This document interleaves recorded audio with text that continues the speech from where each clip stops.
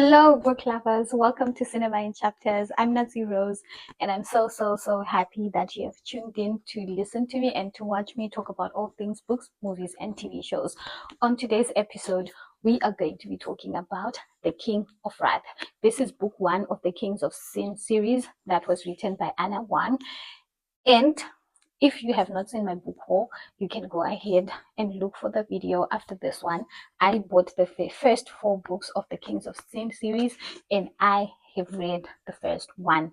Of course, after reading it, I had to come and talk to you about it. So stay tuned.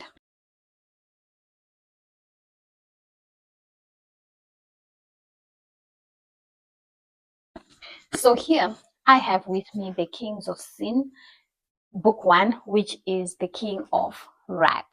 The King of Wrath is a book that follows Dante Russo. He is a billionaire who is very self-assured, very arrogant, very much used to getting his own way. He has been running his family empire for a few years, which he inherited from his grandfather. So Dante Russo is very much that person who is used to getting his own way, who is used to be the top dog and the patriarch of the family.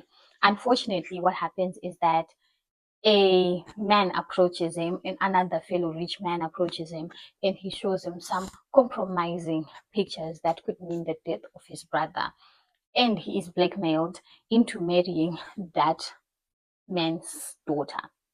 This is how dynasties are made. The blackmailer is just like, you are going to marry my daughter so that we can merge rich families together. So the background is that Mr. Lau is the one who approaches him and blackmails him. He's got a daughter, a younger daughter. Her name is Vivian Lau. Vivian Lau has been groomed to be the perfect heiress in preparation to take over, or actually in preparation to marry a rich man so that she can further give power to her family.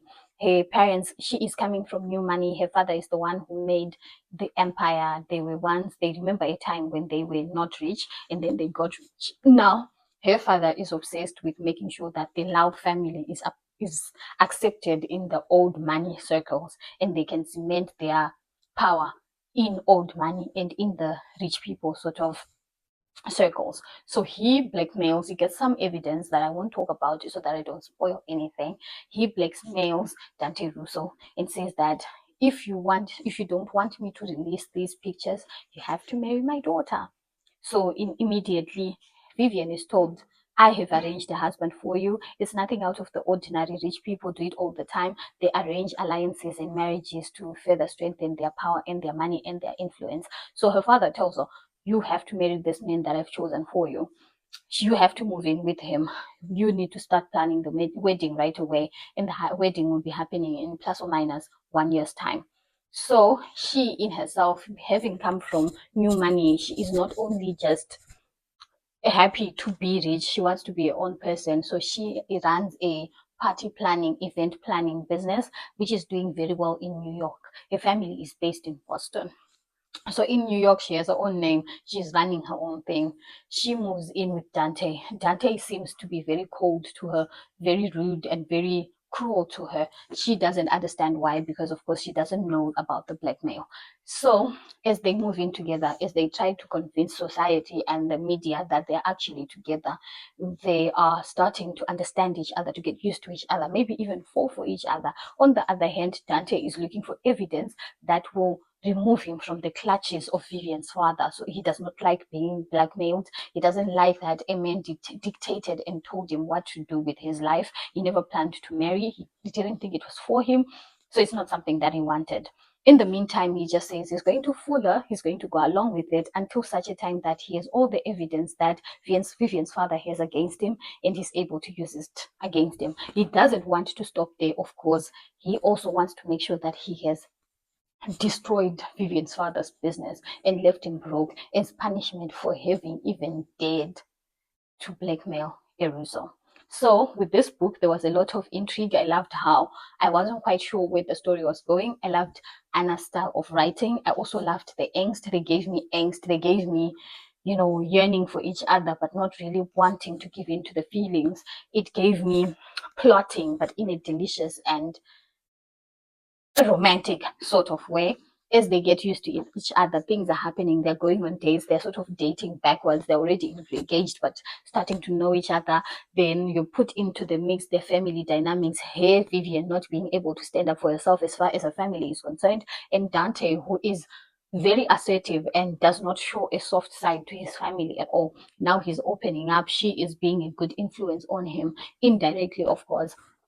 This is how the story is unfolding. As we go through the year, they are getting used to each other, but also comes a time where he is getting the evidence that he needs so that he doesn't have to be engaged to her anymore. So now the question becomes, when he finally gets the evidence that is being held over his head, what is he going to do? Is he falling for her? And you know he is. He starts falling for her.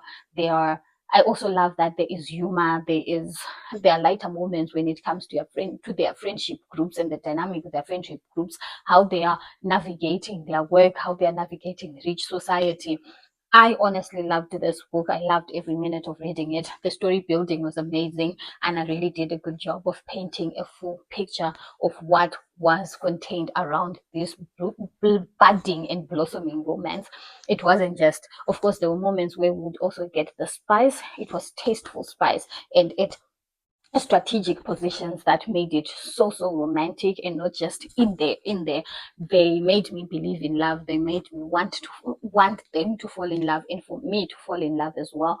This book, I truly enjoyed. I enjoyed the characters separately. They were both strong in their own right, and when they came together, they started to get used to each other. All the usual and realistic sort of struggles that come with a couple that's getting to know each other's vibe, that's getting to understand each other and moving forward. I absolutely love it. They had this genuine chemistry that came so naturally, that was not forced on them, and you could not say that, oh, this one, the ladies being suppressed in any way. It was absolutely good to read, enjoyable to read.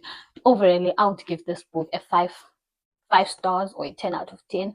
I really enjoyed it. It was definitely worth the hype, and I would recommend it for anyone who wants to read it. I will be going on to the second book, and hopefully I'll be able to finish the series soon and give you an update as to how I rank the series. But if you're looking for something where you have the irresistible sort of hero, the angst and suspenseful and sizzling sort of desire and attraction, this is definitely the book for you. If I would describe it in 2 words, I would say this is like a fiery sort of attraction. That is my review on The King of Wrath, which is book 1 of the King of Sin series. If you read it, please let me know what your thoughts were. Which parts were your favorite sins? Did you love also how Dante was so protective of her? Did it put you off? Did you love how he loved on Vivian? Did you not hate Vivian's response, the characters, how the story was being built? Let me know in the comment section. If you loved this video, please give it a thumbs up, subscribe to the channel so that we may grow together, and turn on the notification bell so that you're notified every time I post a video. Until next time, thank you so much for tuning in. Bye.